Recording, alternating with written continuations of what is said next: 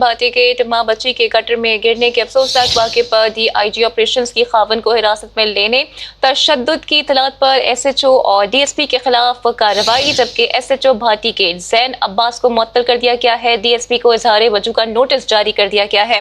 D I جی جو خاوند کو حراست میں لینے اور تشدد کی اطلاعات پر ایس ایچ او اور ڈی ایس پی کے خلاف کارروائی شروع کر دی، اور ایس پی سٹی کو کہا ہے کہ متعلقہ پولیس کے ریسپانس کا تعین کے لیے اعلیٰ سطح پر تحقیقاتی ٹیم بنائی جائے۔ ڈی آئی جی آپریشنز نے اے آئی بی کو زیادہ طور پر انکوائری کے لیے خاص لکھ دیا۔ انکوائری میں خاوند اور دیور کو حراست میں لینے کی محرکات کا تعین ہوگا۔